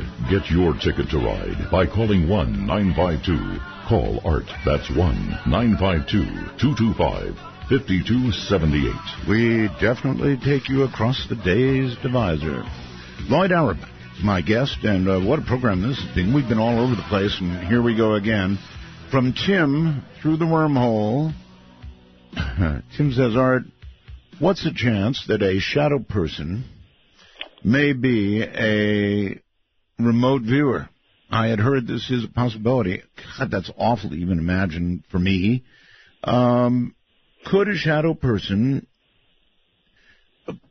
could that be, Loyd? Well, that would fall into the idea of bilocation and out-of-body experience, which is different experientially for people, certainly. Yes. And remote viewing. Remote viewing, they're fully aware and they're in the location. They don't actually go. They don't even send their mind to the location. They just get information from the location. Okay. I guess. I mean, we think we know that, right? There aren't so few absolutes. Well, that certainly is the experience of remote viewers. There are instances where people. We did out-of-body experience research with a guy named Alex Tanis, a very talented psychic and researcher and teacher back at the American Society for Psychical Research. I was marginally on the outside of that research when I was working there. I actually put up a video about that experiment, in fact, on my YouTube channel. If you just go to YouTube and look for ASPR OBE experiment, you can find it. And Alex had experiences where he had an out-of-body experience traveled in his out-of-body state, he reported, and was seen at the other end. Kind of. Oh, boy. And, those kinds of experiences go back hundreds of years, actually. We have crisis apparitions where people are in crisis and they seem to project themselves to loved ones to try to get help. And apparitions of living people from time to time. When people are having an out-of-body experience in their dreams, they can sometimes be seen as ghosts.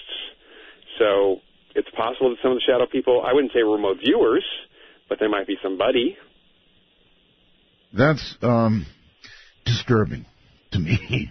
Because the whole shadow person thing just absolutely, I'm going to be honest, it scared the hell out of me. It really did. And there's that group of shadow people that apparently wear fedora hats or something. Oh, yeah, I know. I've seen there's drawings. It's one of those phenomena that we're not really sure, and frankly, in parapsychology, we only touch them. First of all, they don't get reported to us that often, and when we look into them, they tend to be in the ghost. The ones that work seem to be in the ghostly category. Of all the things that I would have, a shadow person, Wheeling, Illinois, I think it is. Hello. There, Art. Yes. Finally, get on. I have a question about near-death experiences. Yes.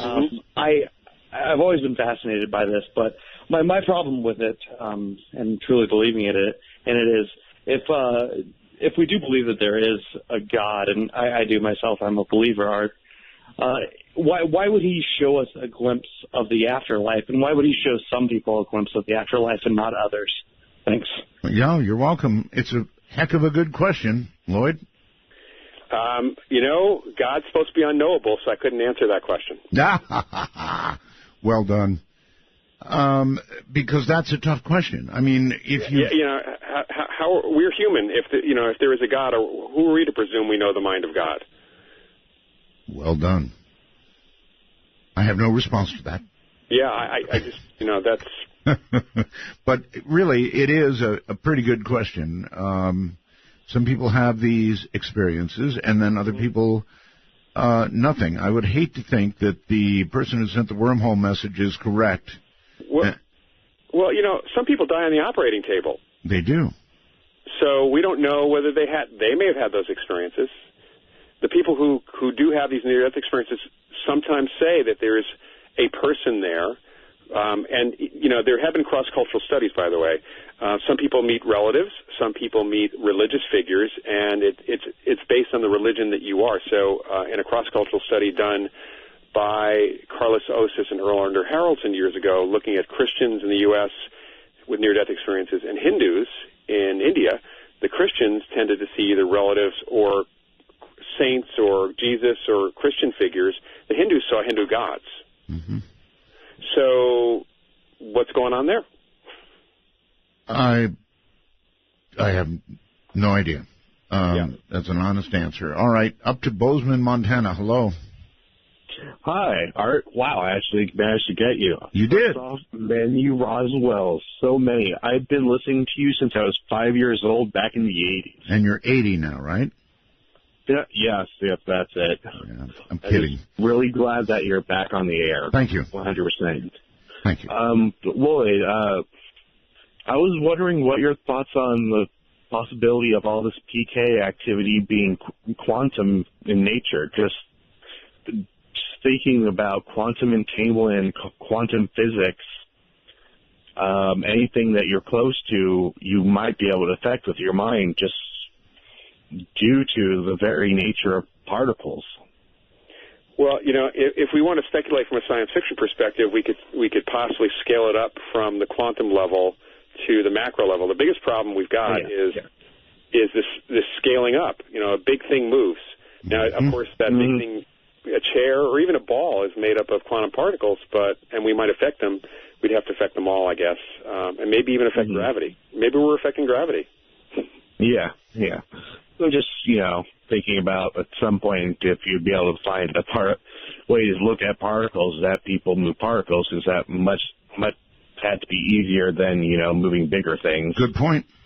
Yeah, actually. it's a really good point. And we're just, I think we're still scratching the surface in physics of a lot of what's going on in the quantum world and how it scales up, or does it even scale up? There is, I get something called Science News, Loyd, and there is something very interesting going on with quantum entanglement. They're determining that there is a way, perhaps, to use the entanglement aspect to communicate, to actually transmit information. They're right on the edge of this. I knew this was coming. I knew it had to come. I knew it too. And of course, science fiction writers always talk about the Ansible, which is basically on that, on that principle. So, it's got to be coming. It's spooky action at a distance. Yeah, big one. Speaking of distances, Andy, Jazz it is, down in Australia. Hello. Hey, Art, how are you? I'm very well indeed, thank you. That's good. I just wanted to know if Loyd has had any experience with the phenomena of streetlights turning off or on as you drive by.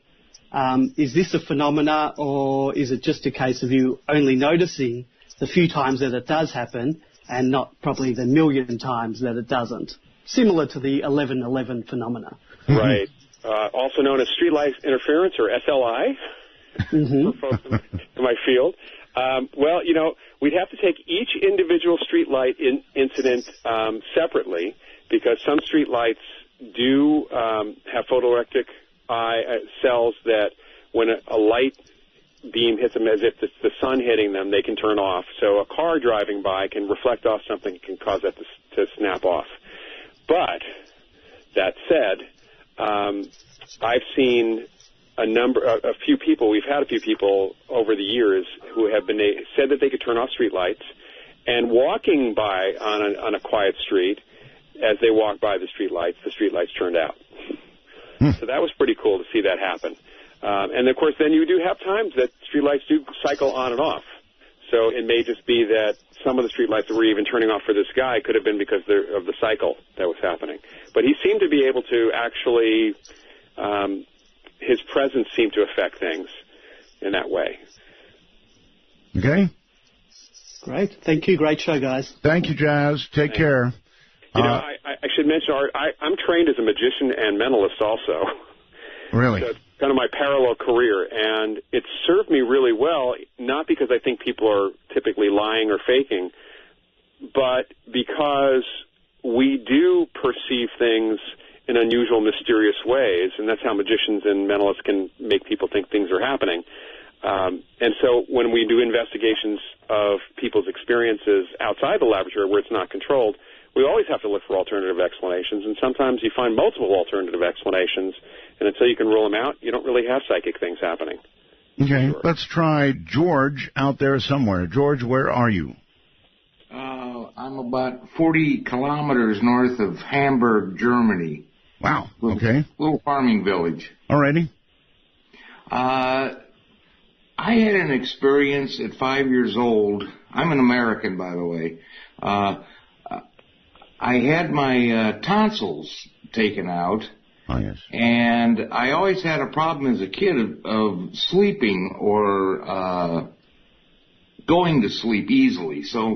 And at that time they used, I'm not sure, gas or something to put you out. Mm-hmm, yes. And when they put me out, I died on the table.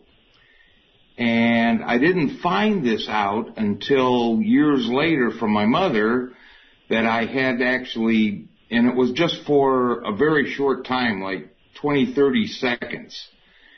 And, but I distinctly remember it today, floating and noticing that my, gown that I could see the color of it, the slight blue.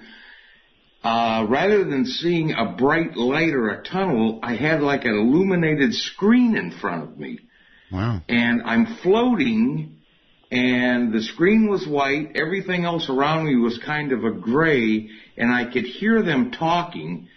The physician was my uncle. And I know they were concerned, and I was telling him, I'm right here, everything's okay, I'm fine. And next thing I know, I woke up in the bed, but had no bed in the back in my room after the operation. Boy, this sounds like a very, very strongly imprinted memory. Yes, very strong. I'll never forget this. It's just like it was yesterday. And I'm 65, so that was 60 years ago. Mm-hmm. Right. The effects, actually, of the gas they used back then, very weird. I had some, too. Nothing like you had, and I certainly died on nobody's table. But that's really something. NDEs absolutely fascinate me. George, I can't tell you enough how much I appreciate your call. Any comment, Loyd? Well, people, there are different images than the traditional tunnel and light. When I was over in Japan a number of years ago, I talked to a number of people. I was doing a show on near-death experiences and talked to a number of people who didn't see, they had near-death experiences. They had all the classic effects post the experience and biologically had the effects, but they were crossing a bridge. They crossed a bridge. There was no tunnel. There was a bridge. And then there was a rose garden, a flower garden, on a sunny day, and that's where they met their ancestor who told them it wasn't their time and sent them back. And we see this in different parts, and you're talking about East-West psychology here. It seems like in China and Japan, I've talked to people from the Chinese community here in the Bay Area, and they too who have had near-death experiences did not experience the tunnel effect, which kind of contradicts some of the explanations that neurobiologists have come up with for what a near-death experience is. And it's always interesting that he remembers it so vividly is an earmark of a true NDE. That kind of imprinting and effect is absolutely an earmark of it. There you go, George. Yeah, that's kind of frightening. Yeah, right. It was like a movie screen lit up white, and I could see this screen, but I couldn't see them.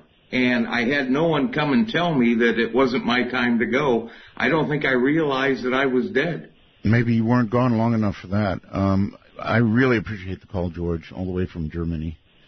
Thank you. We're developing this very international audience. Let's go to Denver. You're on the air with Loyd. Hey, Art. This is Matt, your undefeated atheist from Friday night, part of the 5-0, Matt. 5-0, part of the DM Talk hashtag over at Twitter. But I got a real quick question. I know you're almost out of time. I know you up. I saw you up there celebrating again and again, Matt. Oh, I had to. That's what you got to do. You got to celebrate your victories. Okay. Anyway. All right. So real quick, I had a question. It was about his experiences where he said that he witnessed in a controlled environment, the spoon bending and the pencil rolling. Mm-hmm. My question is, and I know you have a problem with funding, that if you've proven this in, like a vacuum kind of scientific kind of element, why not take this to the $1 Million Skeptic or $1 Million Paranormal Challenge? Make the $1 million, prove it, legitimize it, and make grant money, off of it. And I would encourage you to go to Randy's site, to randy.org, and actually read the application process and the rules, and you'll see why no one actually takes that research there. I've seen people go on his things, but he only seems to get, kind of the kooky people. The people who are legitimate people claim they really want it. Yeah, people who really look at the rules and look at the challenge, it's not about whether they can do it or not. It's about who owns the rights to what.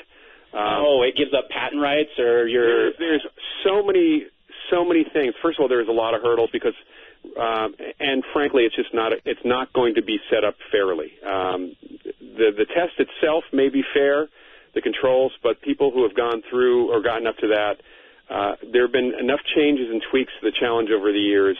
It's really about the rules. And if you really read the rules, and then also you might read an analysis of it on the Daily Grail, Greg Taylor's blog. He did a really great study of the $1 Million Challenge a few years ago. And it's not something that an athlete's manager, a professional athlete, would not be allowed by his manager to take the challenge if it was a challenge for athletic performance. Okay, I can see on that. I just love that Randy, when he was on Carson and Uri Geller and Peter Popoff were on there, and he didn't expect them to be on there, and he kind of showed him how the spoon bending worked. And you even said, "Oh, you can fake any of this stuff." Are you kidding? And the spoon bending, I have to say, the spoon bending has not been done under controlled conditions. But there have been analyses of the spoons after they've been bent, and there's some interesting things that are going on there. The fact is that you can fake any of this stuff. And all right, Matt, I'm going to have to go. Yeah. Show is ending. Thanks, Art. You bet. Take care, buddy. And boy, Loyd, what a show! Thank you so very much. Your book is ESP Wars, and it is out now, right? I've got a couple of online courses coming up if people want to check those out too. So online courses as well. Okay. Yeah. And those if they go to the Rhine Center site, which is rhine.org, they can click on Education, the Education Center, and find out about the courses. Well, it has been an astoundingly good show. Thank you, my friend. Thank you. Have a good night. Bye-bye. That's Loyd Auerbach. Very, very good guest. We probably touched on just about everything, I think, and a little beyond. So, tomorrow night, I kind of gave it away. Unless I'm wrong, I believe it is Shadow People, and it's going to be a very unsettling show for me in view of what's happened recently. But unsettling, that's what we do. Good night, all.